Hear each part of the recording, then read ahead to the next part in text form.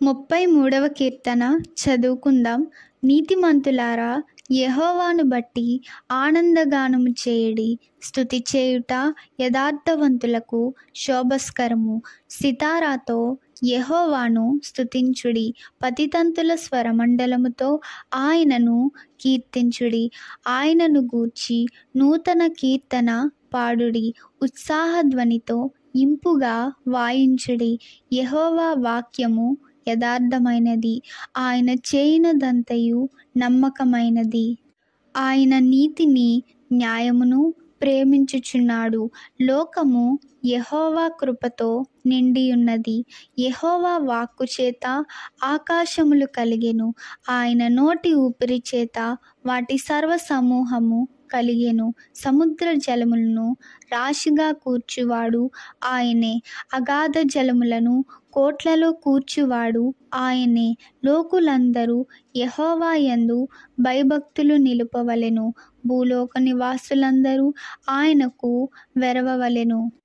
ఆయన మాట సెలవీయగా దాని ప్రకారమాయెను. ఆయన ఆజ్ఞాపింపగానే కార్యము స్థిరపరచబడెను. అన్యజనముల ఆలోచనలను యెహోవా వ్యర్థపరచును. జనముల యోచనలను ఆయన నిష్ఫలముగా చేయును. యెహోవా ఆలోచన సదాకాలము నిలుచును. ఆయన సంకల్పములు తరతరములకు ఉండును. యెహోవా తమకు దేవుడుగా గల జనులు ధన్యులు. ఆయన తనకు స్వాస్యముగా ఏర్పరచుకొను జనులు ధన్యులు. యెహోవా ఆకాశంలో నుండి కనిపెట్టుచున్నాడు. ఆయన నరులందరినీ దృష్టించుచున్నాడు.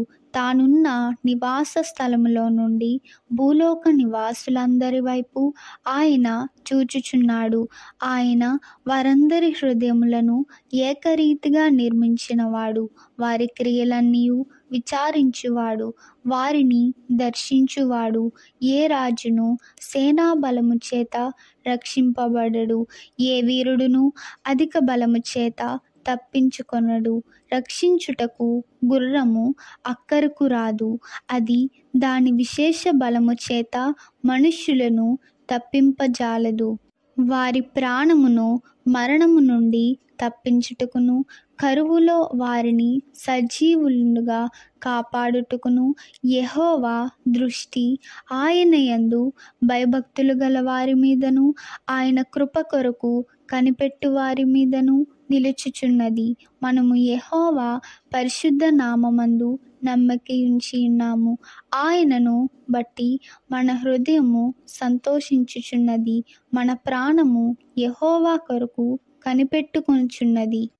ఆయనే మనకు సహాయమును మనకు కేడమునై ఉన్నాడు. యెహోవా, మేము నీ కొరకు కనిపెట్టుచున్నాము. నీ కృప మా మీద నుండునుగాక.